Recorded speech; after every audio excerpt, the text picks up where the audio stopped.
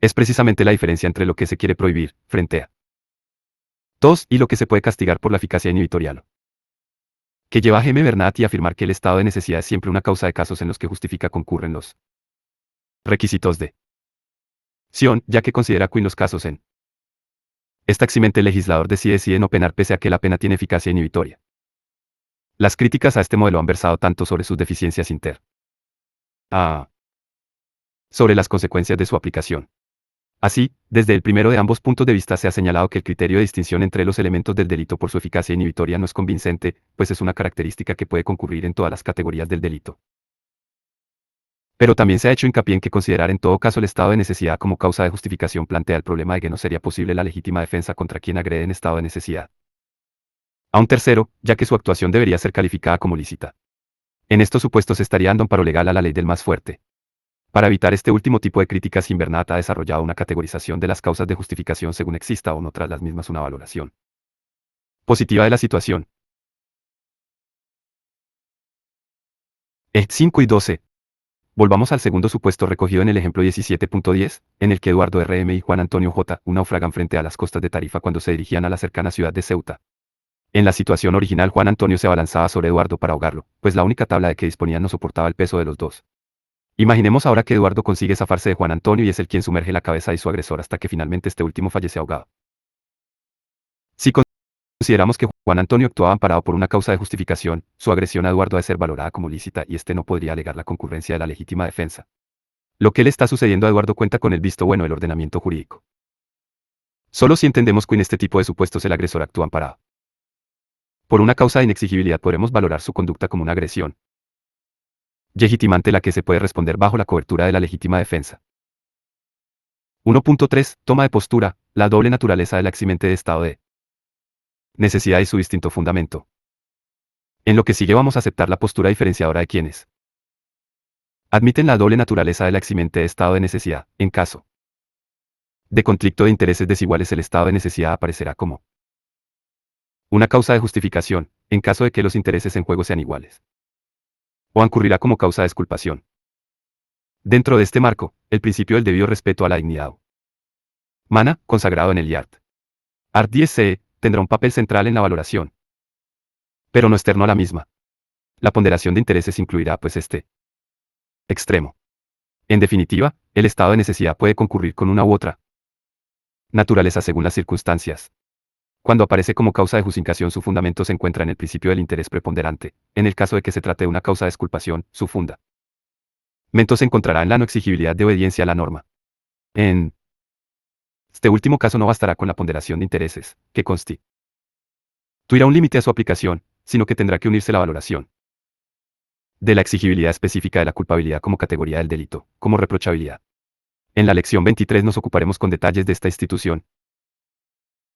5 y 13, volviendo al ejemplo que utilizaba Cerezo para ilustrar su concepción del estado de necesidad y aplicándolo a nuestro modelo, la conducta del cirujano que extrae un riñón para salvar la vida de un tercero en ningún caso podrá ser amparada por la causa de justificación, pues la ponderación de intereses no permite hablar de que el mal causado sea menor que el que se trataba de evitar, ya que incluimos en la ponderación la vulneración de la dignidad humana cometida. En cuanto a las posibilidades de aplicar la causa de exculpación basada en la inexigibilidad, si llegamos a la conclusión de que el mal causado es de la misma entidad que el que se trataba de evitar, aún deberemos añadir el filtro de la exigibilidad, de modo que las razones que llevasen a actuar al cirujano, por ejemplo, que el tercero al que trasplanta el riñón era su hijo menor, hagan posible considerar inexigible su conducta y no realizarle reproche alguno. Requisitos de la eximente de estado de necesidad. Los requisitos objetivos que han de concurrir para apreciar la eximente estado de necesidad vienen recogidos por el Art 20.5 grados CP, a ellos habremos de añadir un componente subjetivo, la conciencia y voluntad de evitar un mal propio o ajeno. 21. Requisitos objetivos del estado de necesidad. 2 y 11. Situación de necesidad, concepto y clases. Según el Art 20.5 grados CP está exento de responsabilidad criminal quien actúa en estado de necesidad. Como primer requisito de la eximente será preciso pues que bien, al hablar de concurra un estado de necesidad. Ahora bien, al no referimos tanto a la situación que sirve y veis a eximente como a la misma. Es por eximente ello que en este apartado, para evitar confusiones con el yunto de la circunstancia, adoptamos con la expresión situación de necesidad al referirnos a este requisito. No se trata de un elemento esencial de la eximente, de modo que en caso de concurrir la situación de necesidad no se podrá aplicar el estado de necesidad completo ni incompleto. La situación de necesidad, concepto. Para la aplicación del eximente del art. 20.5 grados CP, el Código Penal se limita a exigir que se actúe en estado de necesidad, pero no define que sea serie de entender de por el mismo. Doctrina y jurisprudencia han ido perfilando una caracteres. A. En primer lugar debe concurrir un peligro actual para un bien jurídico. Esto es, llevado a cabo un juicio de previsibilidad ex ante, a d. Aparecer como no absolutamente improbable la producción de la lesión del bien jurídico. El origen del peligro puede provenir de las fuerzas de la Natural Z, de un ataque de un animal, de movimientos corporales de un humano, de una conducta humana lícita o incluso de una conducta humana ilícita que no constituye agresión ilegítima, como es el caso de los comportamientos imprudentes. B. Los bienes jurídicos en peligro pueden ser propios o ajenos y, frente a las limitaciones que establecíamos para la legítima defensa, en el caso del estado de necesidad pueden pertenecer tanto a personas físicas o jurídicas como a la sociedad, al Estado o a la comunidad internacional. C. El mal ha de aparecer como inminente o al menos el conflicto debe resultar irresoluble con el transcurso del tiempo. D. Se ha de tratar de un mal grave.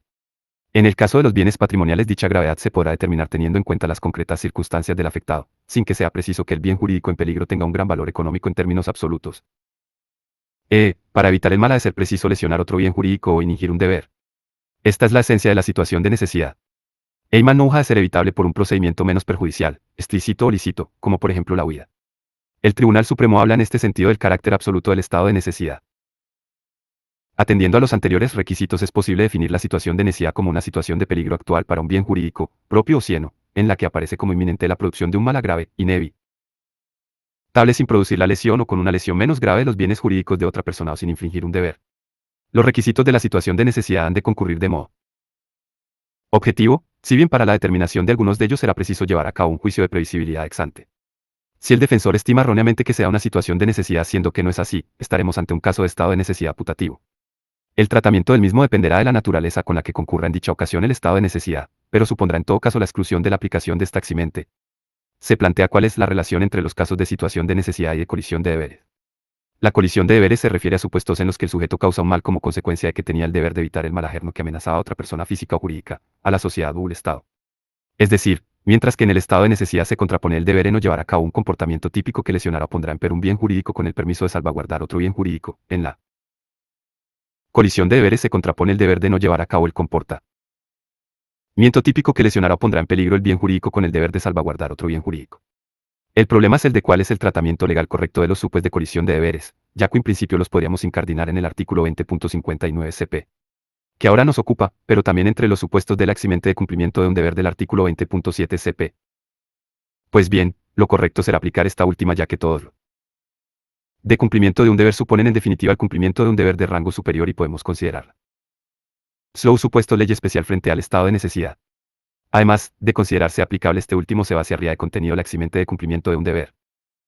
De clases de situación de necesidad. Podemos clasificar las situaciones de necesidad en función de dos parámetros, la magnitud del mal causado con respecto al que se trata de evitar y la relación del sujeto con el bien jurídico protegido. A. Clasificación de la situación de necesidad por la magnitud del mal causado, la ponderación de males. Se distingue comúnmente entre la situación de necesidad en caso de conflicto de intereses iguales, como sabemos, introducida en la reforma del Código Penal 1944 y la situación de necesidad en caso de conflicto en tarifas desiguales, única existente con anterioridad, según que el mal que se pretende causar sea igual o menor que el que se trata de evitar.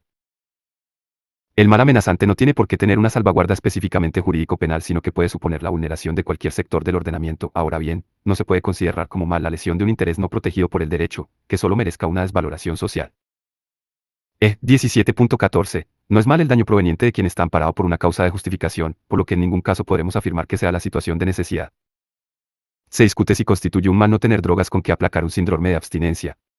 En este punto lo decisivo será contemplar el menoscabo en la salud que supone dicho síndrome, por lo que si sea la intensidad requerida, podrá constituir un mal en el sentido del estado de necesidad. La ponderación de males tiene carácter objetivo. Se trata de comparar los intereses en conflicto, siendo el concepto de interés sensiblemente más amplio que el de bien jurídico. No solo tiene en cuenta los bienes jurídicos concurrentes sino otros elementos, como que vayan a verse lesionados o simplemente puestos en peligro, el grado de peligro, la gravedad de irreparabilidad de la lesión, el desvalor de la conducta o si existe una grave infracción del principio del debido respeto a la dignidad de la persona humana. Supuestos plantean especial dificultad para llevar a determinado su cabo dicha ponderación, como son los casos en que concurren ahí en ti. Reses individuales y supraindividuales o cuando entran en juego intereses patrimoniales. E5 y 15. Así se discuten los casos en los que para justificar la realización de un delito de tráfico de estupefacientes o de robo se alega la paupérrima situación económica del autor. La jurisprudencia tiene a excluir en este tipo de situaciones el estado de necesidad pues considera más grave el daño causado con el tráfico de drogas. B. Clasificación de la situación de necesidad por la relación del sujeto con el bien jurídico protegido.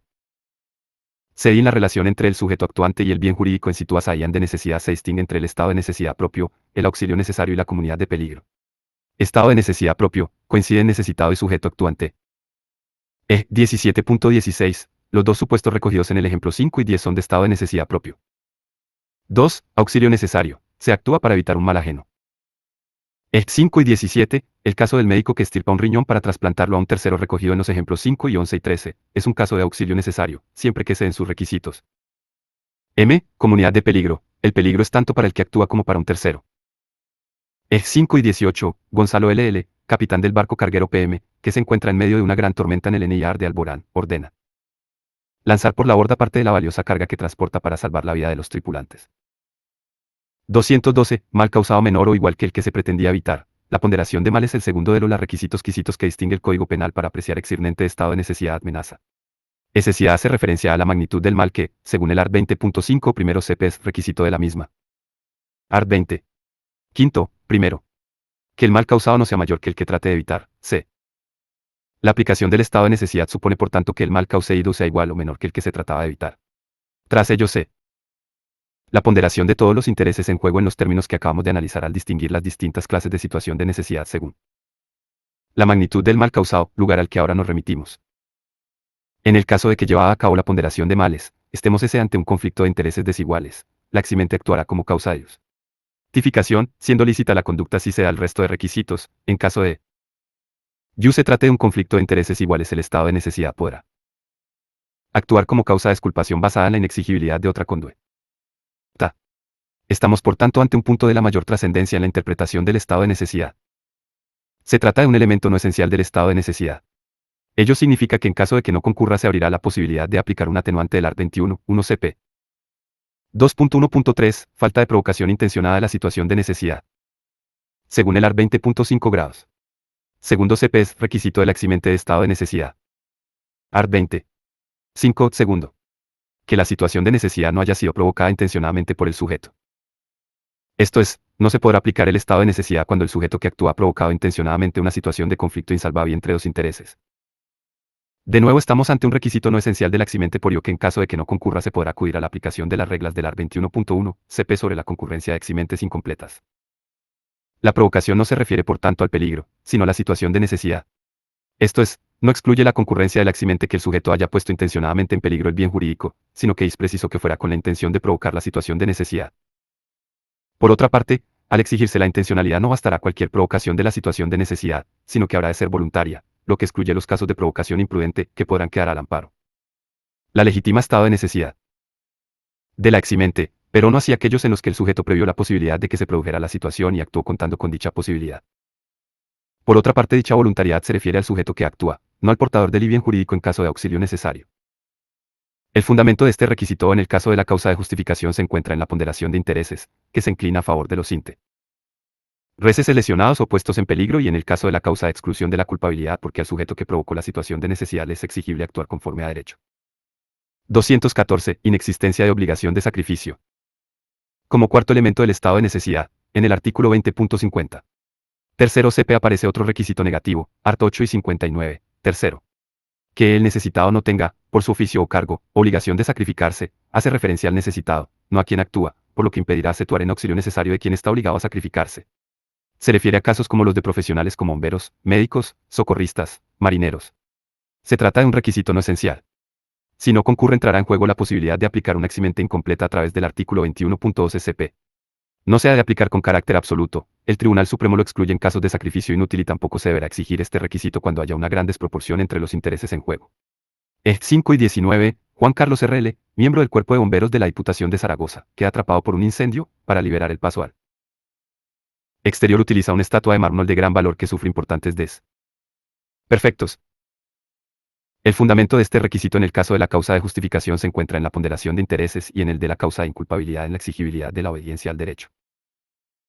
El requisito subjetivo del estado de necesidad, la conciencia y voluntad de evitar un mal propio o ajeno. La apreciación del estado de necesidad requiere que el sujeto actúe con conciencia y voluntad de evitar un mal propio o ajeno. No basta pues con el elemento intelectual, que el sujeto conozca la situación de necesidad, es el to de evitar un mal propio o ajeno. Aunque que es preciso que acte con ánimo de no tiene por qué ser el único motivo de su actuación. De nuevo nos encontramos ante un elemento esencial de la eximente. En caso de no concurrir no será posible aplicar ni la eximente completa ni atenuación prevista para la eximente incompleta del art. 21, 1 cb. 3. Consecuencias jurídicas de la aplicación de necesidad de la eximente de estado. Las consecuencias de la aplicación de la eximente de estado ya dependen de la naturaleza con la que concurra, como causa de justificación de o como causa de exculpación basada en el principio de la inexigibilidad, la obediencia a la norma. Desde el punto de vista de la responsabilidad penal, en ambos casos el sujeto quedará exento de pena, pero mientras que en el primero la conducta será declarada lícita, en el segundo caso se tratará de un ilícito penal al que no se aplica pena alguna por no ser declarado su autor culpable. En cualquier caso, los daños a bienes de terceros deberán ser abonados, siguiendo las previsiones del art. 118.1.34 cp. Según el mismo art. 118.1. 34. En el caso del número 5 grado serán responsables civiles de recto las personas en cuyo favor se haya precavido el mal, en proporción al perjuicio que se les haya evitado, si fuera estimable o, en otro caso, en tu que el juez o tribunal establezca según su prudente arbitrio.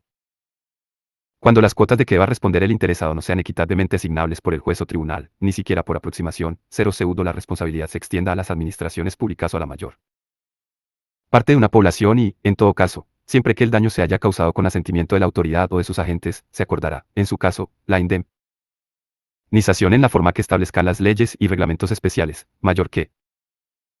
Este precepto no es obstáculo para fundamentar la exclusión de la antijuridicidad de la conducta en caso de que el estado de necesidad concurra como causa de justificación. El abono de las responsabilidades civiles no deriva de la comisión de delito alguno, se basa en los principios de gestión de negocios ajenos y de enriquecimiento injusto, como veremos en la lección 35 de este curso. 456. Lección 171. El delito como conducta antijurídica y las causas de justificación. 1. La legítima defensa y el estado de necesidad. Conceptos clave.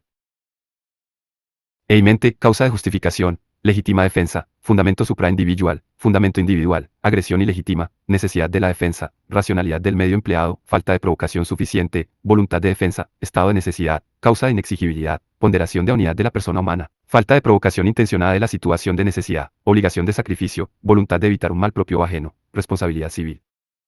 Ejercicios de autoevaluación. 1. ¿Cuáles son los fundamentos de la aplicación de la legítima defensa? 2. ¿Cuál es la naturaleza de la eximente de legítima defensa? 3. ¿Es posible la legítima defensa de un bien jurídico cuyo portador sea el Estado? Razone su respuesta. 4. Distinga los elementos esenciales y no esenciales de la legítima defensa. ¿Qué ocurre en caso de que concurran todos los elementos de la legítima defensa, y en caso de que falte algún elemento no esencial? D. ¿Es posible actuar en legítima defensa frente a la respuesta a una provocación suficiente? O, ¿cuáles son las clases de situaciones de necesidad? Y las de estado de necesidad. ¿Qué podemos decir de un planteamiento que diferencie la eximente de estado de necesidad según que el bien jurídico lesionado sea de la misma o de menor entidad que el salvaguardado? ¿Cuáles son los elementos a tener en cuenta en la ponderación de intereses que se encuentra tras la eximente de estado de necesidad? ¿Cuáles son los elementos esenciales de la eximente de estado de necesidad? 10. ¿Qué relación existe entre la eximente de estado de necesidad y la responsabilidad civil?